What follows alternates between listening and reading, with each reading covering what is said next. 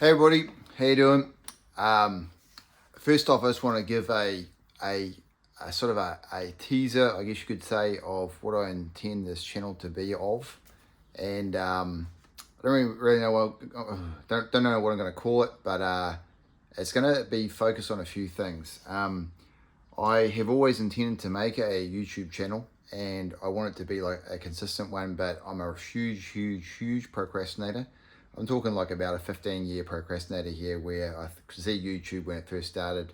I thought, wow, wouldn't it be great to do something like YouTube, but I always trying to do the best I can, fail miserably at it, and I think to myself, maybe I need a better mic, maybe I need a better this, whatever, but the main reason I'm doing this is now I have a lovely son, and I'm wanting to express to him all things I think are important in this world, as a father should.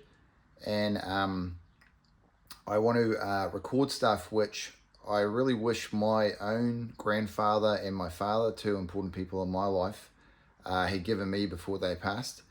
And I realized that my days are numbered. I had a health event when I was 48, so I'm about 53 now almost. And I realized I could have died then and not shared with my son the things I would have liked to have shown him. So this is for you, mate. I'm not going to use your name for your own privacy, but your dad loves you so much, and no matter what I say or what I do, I always intend to do it faithfully, that I love you. Some of the stuff I say that you won't understand now, you being so young, but hopefully in years gone by you will. Few apologies out there too. I think I'm going to make the odd slip up with what I say. I have a terrible thing that's happened since my stroke, where I'll say a word, even though I'm thinking of another word, I'll say a word which doesn't actually go with what I'm trying to say. And if you think that's happened, chuck in the comments if you want to. I don't really recommend subscribing, by the way. I think that the world is actually onto a lot of change at the moment, and I think if they look at what you subscribe to, what you get into in day-to-day life, and yeah, I mean, it is lovely to know that you're going to subscribe, but at the same time, do so at your peril. And comments, same thing, man. But I've kind of made it in life. I've made a bit of money, got a few assets. I've found Jesus Christ as my savior, and I am ready to die if I have to die, and I'm ready to live because I'm living. And I just want to say to my boy that, you know, God's always got you. He's always got your back. Now, I think when I grew up, I was always really anxious because I feared, we feared gang members. We lived in quite a rough neighborhood. I feared security. A lot of the schools, the school I was at was low socioeconomic, the lowest of the low. A lot of violence, intimidation, poverty, in the real sense of the word, where kids didn't have food, and you'd regularly get your lunch stolen. Teachers were regularly abused, so were kids. And this was in primary, primary being about 5 to 10 years old. And I just want to like go through my life to my son, where I hopefully will explain to him how I think you should live, but also at the same time hoping to help him to understand how or why I do things my way. I ain't saying I'm right all the time, but I am saying I'm approaching this with a good heart.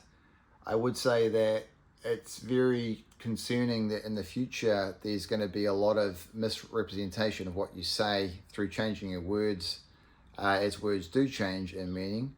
For example, we use the word wicked and mean over here to mean a good thing often, even though I think their roots are around bad things. And also even when people do shorts where people intentionally or unintentionally change what you're saying, the context, all that kind of stuff. So yeah, I'm not perfect anyway. I could be saying stuff which isn't right, but I just say what I know. And I want to say my grandfather, your great-grandfather, he gave me a quote of choose your cob as well. So I've done that. I've got some good friends in my life, and I think that's a good one. The other one, I reckon, my father said, so your granddad, that you can only do your best. So that was a really good one, but I only heard that when I was about 35, where I was really bumming out about things going on in life, and he said, man, you can only do your best. And that's a good one, because like, you can only do your best. Sometimes the universe is against you in what you do, and you will try your hardest to make it not happen, but it will happen, and that can be a kick in the gut sometimes. So if you're doing your best, what can you ask for? The only thing is trying to find your best is freaking hard. And what do I say? Well, I don't even know what would be a nutshell moment, not a nutshell thing for me to say. However, if you don't have integrity, it's pretty hard to have anything. And I think not cheating in life is super important. I remember quite a few tests and stuff I had as a kid because I didn't trust myself. I can remember once cheating in an exam. Well, it wasn't cheating. I guess it was. I was looking over someone's shoulder. Anyway, it ate me up inside, and I told the lecturer, hey, look, I was looking over the shoulder at this person, and I think I copied, I'm pretty sure I copied their answer. But it sort of helped me to know my answer, if you know what I'm trying to say. But it was eating me up inside. I felt I'd done wrong, which I had. And anyway, she said, look, I can fix this. I know it's really killing you right now. I'll give you 0 for that test. And it came towards my grades, and I was going, oh gosh, yeah, okay, right. She could have kept me out of university, I guess. But yeah, she gave me 0, but I still managed to pass. So, but I said to her, I said, look, hey, I just can't understand this law business. And I think when I think about it, law, they have to, like, I want my yes to be yes and my no to be no. And so when you read this law stuff, it's like double Dutch. And no rudeness to the Dutch there, sorry. But how is that related to life? Well, in life, if you think you can't do something, don't cheat by trying to do it. Because like, for the rest of your life, you're going to be completely influenced by that decision, and you're always going to try and cheat to get something, to attain something. So yeah, they taught me some good things. I think be genuine. Yeah, so integrity and genuineness, very important. I think conscientiousness is really good, especially in my profession. The only thing is, man, it can eat you up inside. It can totally destroy you and give you a lot of sleepless nights. So what I would say is try and choose a thing in life which you really enjoy, but gosh, you don't want to kill anyone at it. My job, unfortunately, if I make a mistake, someone can easily die or be maimed. So it's bad for that family and for myself and for my family. But I'll get into that some stage. Also, some topics I want to talk about. I want to talk about some topics where I think there's some bare essentials you need in life. I'll go over those, what I think you should know with mathematics, English, languages, that kind of stuff. I think it's really helpful. And that's current though, AI is starting to change all that, but that said, I still think you should be able to read a basic book and get the context and get some understanding, comprehension from it. And realize too that it can be comprehended in a lot of different ways depending on how you look at different words. There's a fly going around the place here. The other part is mathematics, like I think you need to be able to divide, multiply, addition, subtraction, have a fair idea of percentages, that kind of stuff, and see where things are working and not working.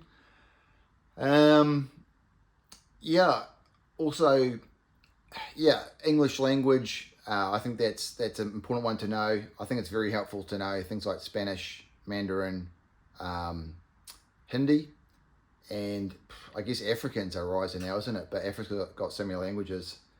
So those ones wouldn't be great to know them. And so if you've got the opportunity to learn them. And a musical language, music, which is like a universal language, I think getting to know something like piano is pretty cool. Guitar is really awesome. And I wouldn't say though that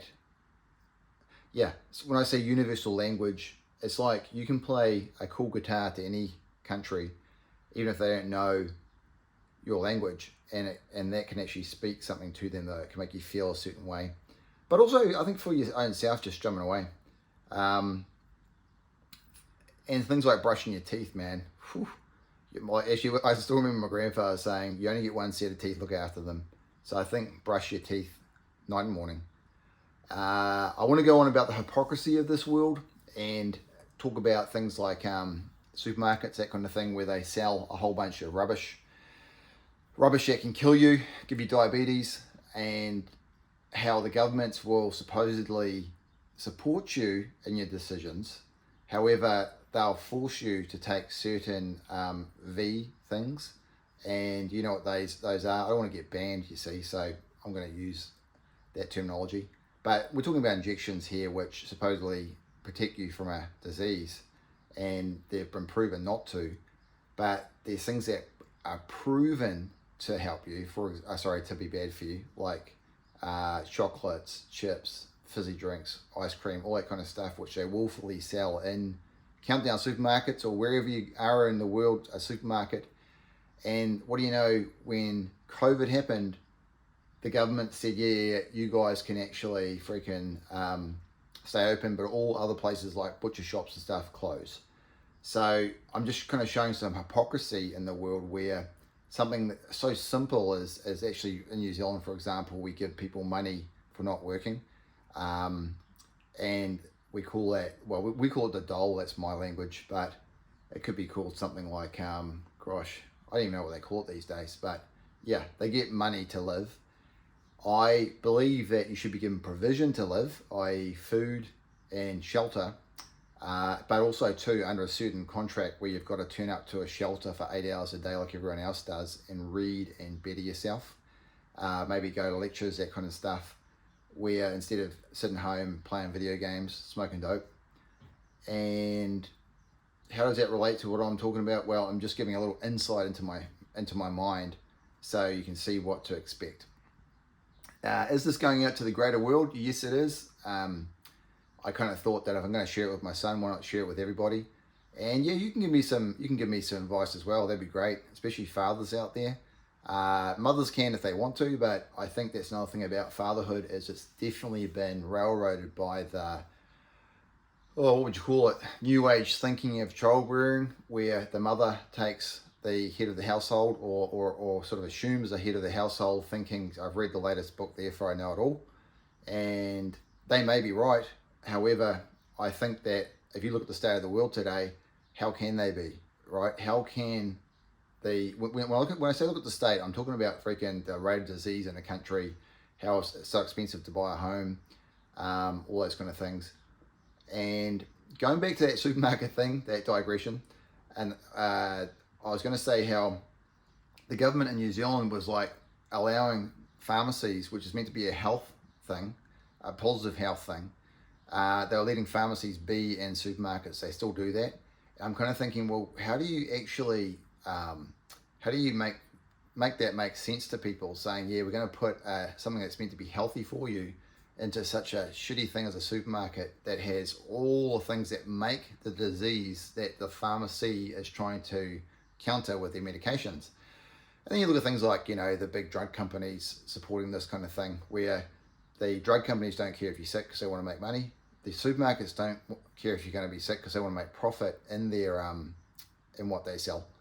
And yeah, just to try and show you a little bit about hypocrisy, bias in newspapers. Like I always used to read the New Zealand Herald, thinking if I'm reading that, I'm getting a good synopsis about what's going on.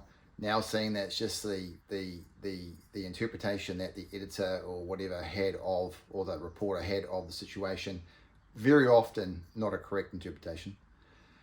And sort of looking at minimalism, like I want to go into sustainability and stuff like that, where I was really big on permaculture, which I still am. Well, I still like, but aren't big on it. But I think self-sustaining is very important, where I call it sustainoculture, where you actually breed a culture within yourself, within your community, where you're able to look after yourself, even if things go wrong. So for example, when we had COVID, you had to go and buy stuff from a supermarket. You weren't allowed to go and gather shellfish or go fishing at the beach. And I remember once, me and my wife were down the beach, and we're trying to get some, we're looking at getting some tours, and so we sort of parked up, and I thought, maybe I will, maybe I won't. And then about 2K away, I could see someone come down the beach, and fisheries officers said, look man, you can't do this. And it's like, what, can't feed my family? and there's water source there too, some fresh water coming out of the side of the sand dune, and I couldn't get that either. I thought, well, isn't it interesting that your government won't allow you to do something on your own land, and you are the tangata whenua of this place, and tangata whenua being the rightful owners of the place. And who are these people coming up to say you can't do this? You know, what contract did you sign when you were born to say that you were going to follow the rules of the land? Now, there's a whole bunch of arguments for or against that. I know them all. I've been on both sides, I guess you could call it. A little bit about politics as well. With things like Labour and National here in New Zealand, we've got, those are our two main parties. Kind of similar to Republicans and Democrats in the States. I would say that Labor's more aligned with Democrat sort of thinking. National's more in line with Republican. And I used to be heavy Labour because I used to think, man, they're for the people, they're against corporation. But nah, they're not. They're not for corporations or for the people. They're just for lining their own nests. Under Labour, in this recent round anyway, our house prices went up. People couldn't afford them. Food prices have gone up. So those are two main things that people cannot afford, and their money's worth nothing because they freaking have inflated it so much by giving out money to people who don't need it. And you just ask anyone who's got an autistic kid, people who need help, real help, they'll say, hey man, we got sidelined because Labour was trying to give money to other people, not us. Now, who are those other people? Yep, let's look at some things like transgenderism, where people have their healthcare paid for if they want to transition in their own minds from a man to a woman to a man, and they supposedly need this treatment. Now, I don't know the literature well enough, but you know, if you go by what Elon Musk has got to say, it doesn't sound like it bodes well for people with his own son, who's a daughter now, I think. I don't know. And yeah, hey, one good thing that came out about the transgender argument in New Zealand is my generation weren't taught about pronouns and nouns and stuff. Well, not so well, not compared to Americans anyway. And so when they talk about pronouns, I had to look up what a pronoun was. And now I've got to try and learn what a verb is. I hear a verb is different again. I never had to know it, but apparently you have to know it now. So that's why I'd rather just call people by their name rather than their title. Because, and hey, if you change your name, you change your name. But just give me one thing to deal with, please. Not like 50 million different genders. If you want to play make-believe and believe you're a clown or a dog or a pumpkin, so be it. But I don't even know what some pumpkins look like. Like there's one called Camel. That's kind of like a pumpkin as well. And so I'm not necessarily going to know your pronoun, but I do want to show love to you. So let's look into it. What's some other ones is staying healthy. I've got a kind of belief around what you should eat and shouldn't eat. And also too giving some examples around things like the pyramid way of eating, where you have a certain amount of lollies at the top and a whole bunch of grains at the bottom, and now they've proven that to be false. And provided you don't have a high carb diet, that sounds like the way to go now. But for all those years they were saying eat carbs. So yeah, the way of the world changes, man. Even things like margarine, trans fats. I'm going on and on here, but I'm just trying to, in a nutshell, tell you what I'm going to be putting on my channel. And you don't have to freaking take it, man. If you don't like it, you could still watch it, or you can go. But all I'm trying to say is I'm trying to show the truths I've learned over my half century of living. And I might even be able to dabble into something where about my grandfather and my own father, who collectively we would have made up about, jeepers, 90, 180, probably about, 230 years of existence. And that's quite a bit. And who knows, might even do a collaboration with my wife, which she probably won't want to, but who knows. And what's some other things I was going to think about? Let's just have a look at, I have a list here. Oh yeah, I wouldn't mind doing some interviews with people who I like, or people who challenge me, or even people I don't like. There's quite a few people I've met in my profession who I really like, and like for example, one lady called June, who I'm not going to say her last name, can't remember it actually. She came from a family of 18 children. She must have learned something in that time, and yeah, some people have had some real amazing stories. A guy called Hucky, aka Jack, he's an interesting chap as well. And I just want to like sit down and talk with him. So I might end up buying some nice mics and stuff and doing that one day. It's just that I procrastinate so much. Like, for example, I'm meaning to mow the lawn today, but it's my day off, so I think maybe I should have a break. And yeah, so let's just see if that happens. What else? I could even interview my sister. She's got some interesting things to say, I think. Oh, and also too, yeah, that's about it really. Sometimes, oh, that's right too. Like, I think too, where I totally mistrust. I used to trust the government, but I don't trust the government now. Um, I think the words implicitly. I used to implicitly trust them to think if they're that high up and they've been voted by the people, they must have good ideas. But I've come to realize that they don't necessarily have great ideas. In fact, they have ideas which can be really bad for you. And even if you look around the world, there's examples of governments which you think maybe they are pretty cool, like Lee Kuan Yew in Singapore. That's what he did. It sounds cool, but at the same time, you know, that's a place where you can get put to death for drugs. And yeah, I know there's signs up. I know there's all that kind of stuff. But the fact is do you have a right to actually tell someone, hey, you can't smoke drugs or do drugs in my country? You know, obviously they do drugs like with prescription medicines, but do they have that right to say to another human being, we're going to kill you if you take drugs in my country?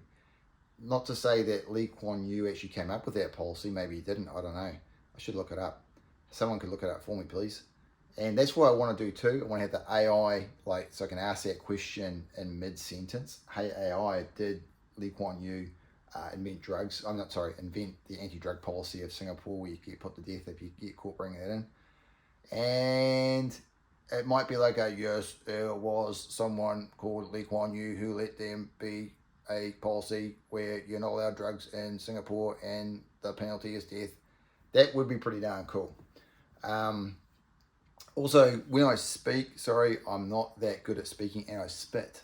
So there's lots of ums and ahs and stutters. I'm a stutterer from way back, a real stutterer, like not one that puts it on. Someone who couldn't even say his name or a destination on the bus to the bus driver.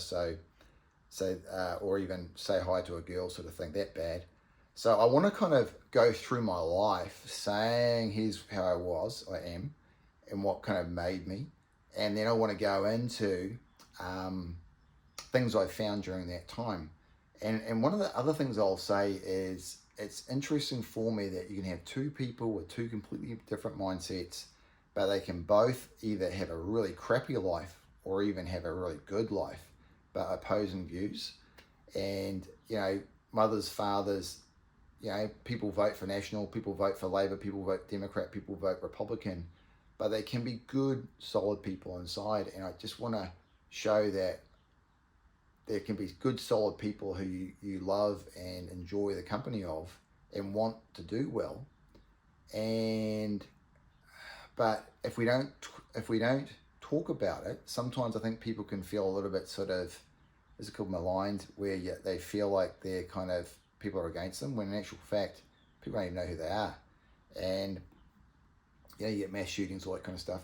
I want to talk about some injustice of the world. Like, for example, New Zealand, you know, we had a situation where somebody from Australia, 3 hours away from us, he flew over to New Zealand, got a gun license, got a gun, and shot 50 people, murdered 50 people, at least. Could have been more.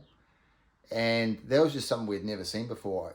We had gun violence in the past, but not as big, but still tragic. And what got me there was the government at the time, that's Jacinda Ardern's government, Labour, actually said, right, let's take the guns off the people. But they didn't take it off of the bad guys. They took it off the good guys. So anyone who had, like, you know, Bushmaster, aka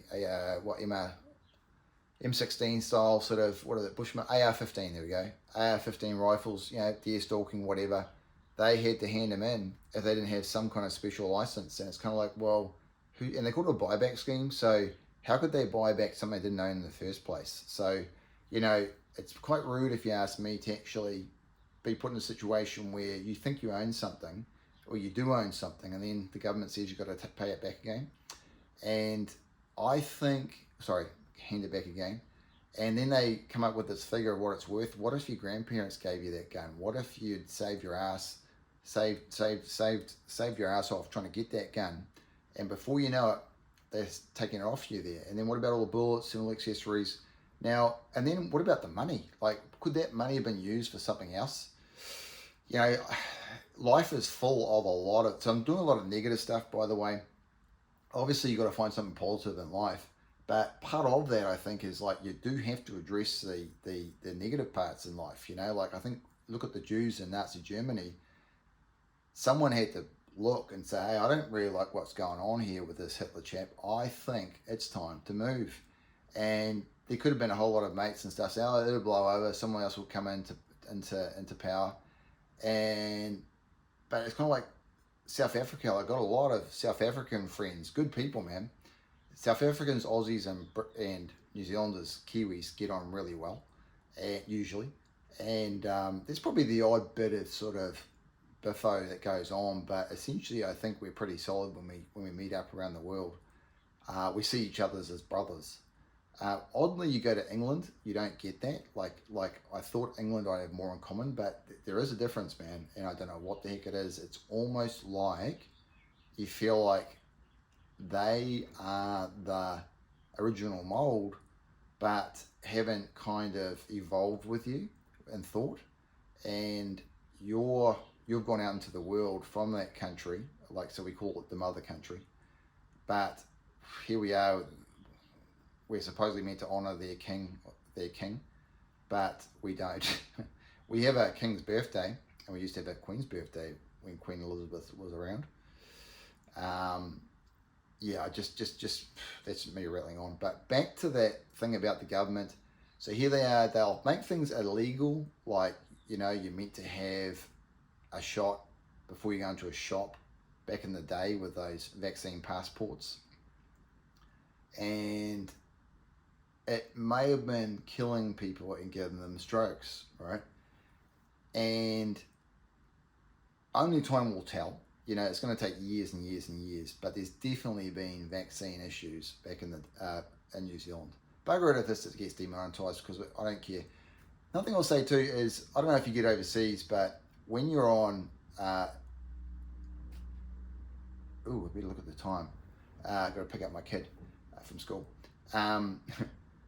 With the government, with that vaccine thing, sometimes you'll speak about COVID, right? And there'll be a little thing underneath the video which says, oh, go to New Zealand government for this website that's run by New Zealand government to give you best advice. I'm going, why does it matter? Why does it matter so much that they think they've got to pay Google, YouTube, Alphabet, whatever you want to call it, pay them to tell us, hey, if you want this information, go to this New Zealand government website? Isn't that weird? Like, I'll pay my tax so people get redirected to that. Isn't that weird? Obviously, if it's lies, you kind of want to know the truth, but do they really know they've got the truth? And how do you trust a government where, you know, they litter the things of the supermarket with, the shelves of the supermarket with a lot of bad food, and they'll give money to citizens for free, and they're allowed to spend that money on chips, drink, booze, all that kind of rubbish, fizzy drinks, and bad food. And instead of saying, oh, that's wrong, how about we just give good, healthy food, right? And not money, but food. They'll go on and on about this vaccine, right? And it's like, mate, just stop spending the money there and spending on healthy stuff. We have seen that healthy people fare better during disease episodes than non-healthy people. The other bit is domestic violence, and that's huge in this country. So a lot of spousal abuse, kid abuse is through alcohol, or is like, I guess, comes about through alcohol, like use of alcohol. However, when you first arrive in this country, there's some beautiful carvings by a guy called Phil, I think his name is. And never met him, but I know someone who knows him. Really nice carvings. And then straight after that, actually those carvings might not be there anymore, but straight after that, you get to the duty-free area. And the first thing you see is alcohol. Isn't it weird? You go to a new country or you come back to your own country and the first thing on display is something that kills or maims so many people in car accidents, spousal abuse, wrecks families, you know, probably makes gambling that worse, making bad decisions. And it's the first thing you see. Isn't it weird? And so you've got all this passport stuff. Are you a Kiwi? Are you, you've been tested for guns and stuff like that? And then the first thing you see is bloody alcohol for sale. Weird, man. It's really weird. I'll add on to that, actually. I came back to New Zealand once from the States and I bought some things like I got some stickers which had marijuana leaves on them. I'd given some money to this little chap called Langdon, I think, Langton. And he was having some issues and I was using medical cannabis to treat him. And so I had a little postcard thanking me for the little gift I gave. And I had some Dr. Bronner's soap that I thought it was hemp seed extract. I hadn't read the label that great. It smelled really nice. It was peppermint. And however, it was hemp leaf extract, I think. And so I think they had written that down as hash. That they confiscated it from me and called it hash, right? And I'm going, hey? And that had kind of come out of my bag because our bags were lost. So about a week after we got to New Zealand, they found my bags again, and these things have been taken out. Anyway, that didn't matter so much. But then when I came back to New Zealand from a conference in Australia, if you're from Australia, and I got pulled aside by those dudes who check you out, the rubber glove guys. And I had to open up my bag and stuff. And I said, what's this about? And they said, we're just checking your stuff. I said, yeah, but why me? And they said, didn't you try and bring some like contraband from the States? And I went, no, not me. And then I went, did you guys take that stuff? Because I hadn't thought much of it. And back to work, you see, tax paying New Zealander. And you go, yeah. So you're sort of under observation. I said, I'd really like to get home because my wife's having a miscarriage at the moment, which is true. She is having a miscarriage. And so obviously you want to be back home to support your wife. And he said, well, look, just cooperate with me and get home. I said, well, how long is this going to take? Because I live up north, about 3 hours away from Auckland Airport, where I landed. And they said, it can take as long as you like. The last guy was here for 6 hours. Oh, gosh. So anyway, I asked him about what kind of rights he had, because when another person sits you down and says you can't touch your stuff or whatever, and they're not a police officer, you kind of think to yourself, man, what rights do I have? So those freedoms are under question a lot. So, your freedom to not take an injection, your freedom to actually go around the world and not be hassled by bloody customs, and your freedom to bring back some soap to clean yourself, but apparently it's got a hemp extract or whatever, which by the way is legal in New Zealand now, under prescription, and I bet you it's going to become freaking legal to grow one day. Better. Whether you believe it or not, you should have that freaking right to grow it. Anyway, he freaking went through all my stuff. He said, do you know what's in these ingredients? Because I had a lot of samples and stuff. And I said, look, I don't know. And he says, one of the laws is you're meant to know what's in them. I said, look, mate, I don't even freaking know how many nerves and stuff's in my body. I'm bringing that back. And I don't know what gases my freaking bowels produce. I know there's a bit of methane. There's probably something else as well. I don't know what's inside my freaking phone. What kind of capacitors or transistors, whatever the hell they chuck in phones these days. And how am I meant to freaking know, bro? And you can put everything through a spectrometer or whatever. You're not going to find anything illegal. And if you did, I ain't going to be selling it because I'm probably going to give it to my wife so I don't have to buy her a birthday present. Just free samples, And anyway, after all that, he's actually pretty good, poor dude. And but I thought, man, I can see why people go pretty freaking berserk against governments, man.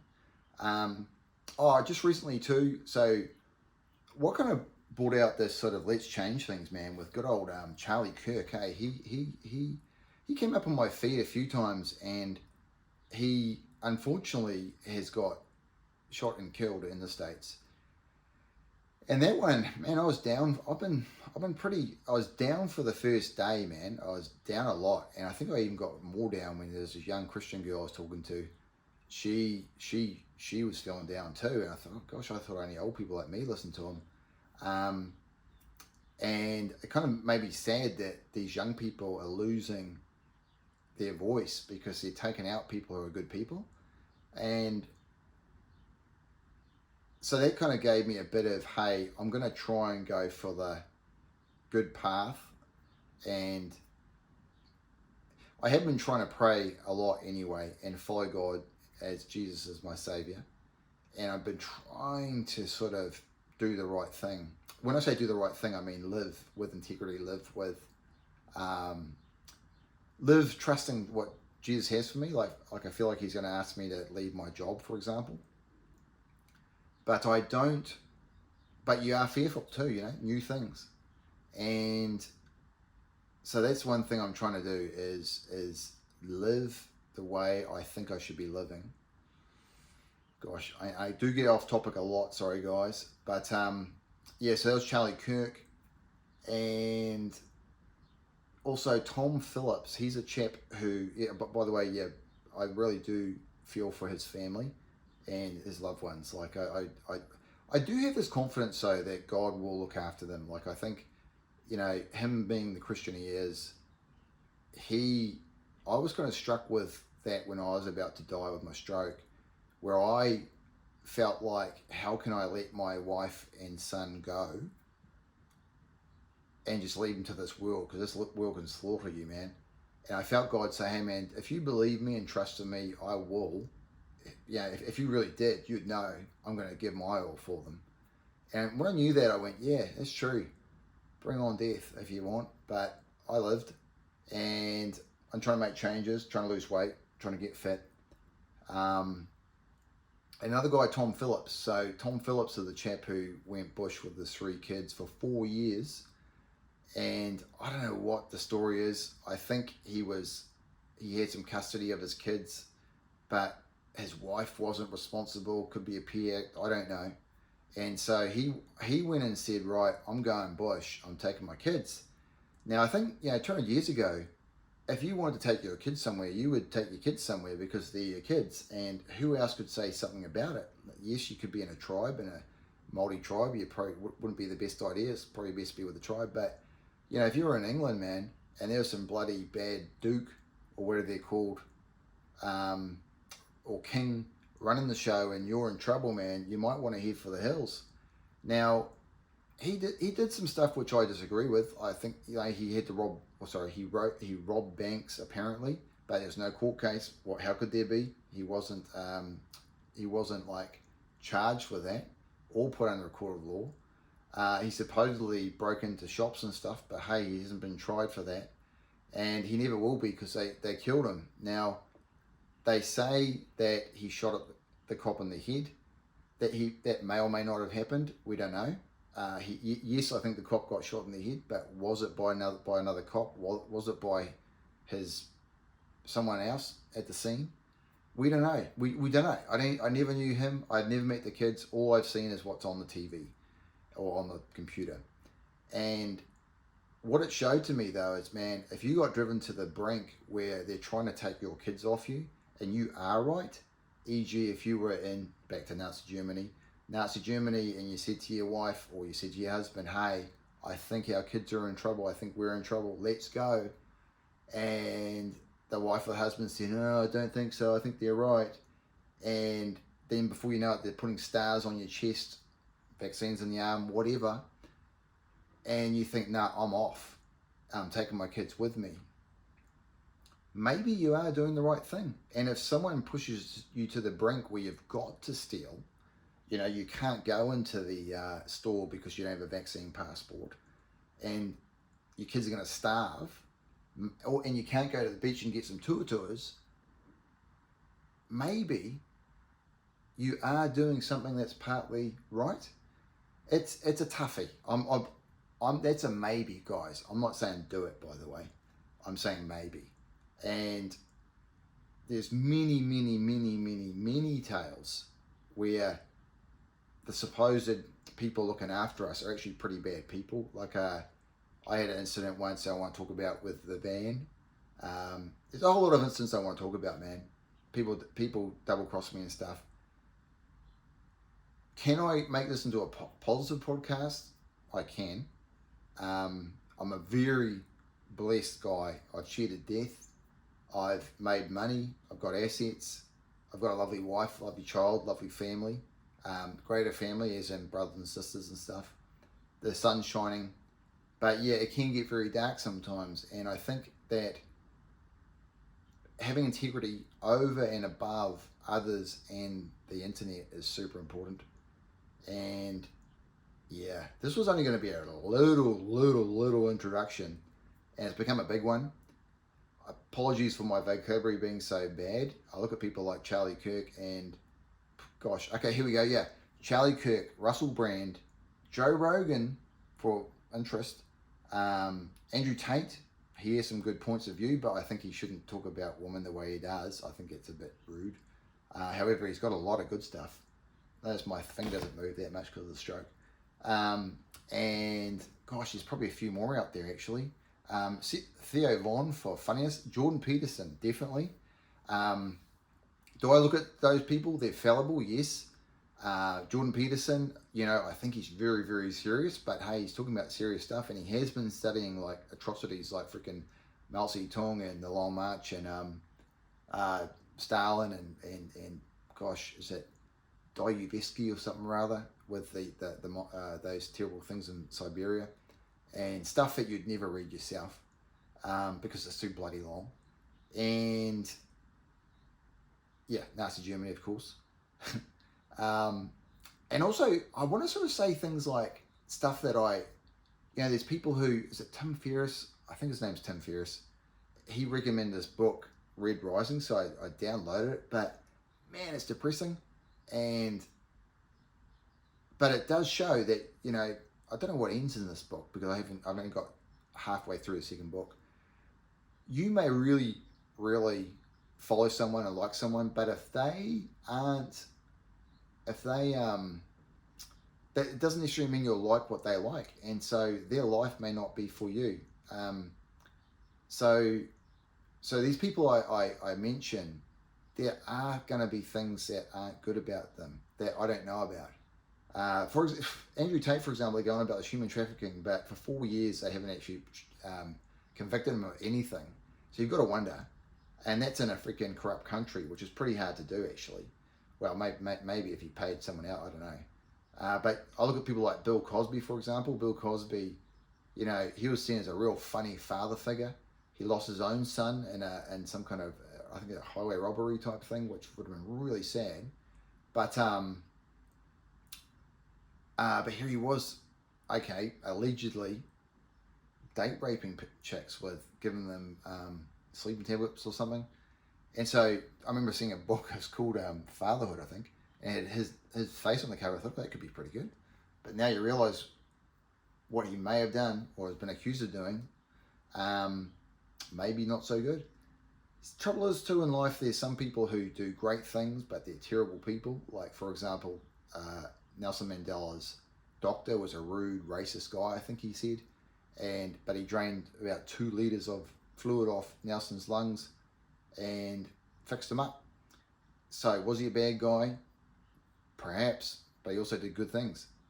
The other thing I want to say is there's books I wish I had read, like freaking Greek philosophers and Plato and Marcus Aurelius's Stoic stuff, all that stuff, but it takes a long time. I do a lot of procrastination. The memory ain't so good for remembering what they say, and I'm kind of on that downslope now to death, I guess you could say, where I'm just trying to freaking eat well and train well and be a good dad and husband and mate to people, and employer, and also to good to my customers and my colleagues.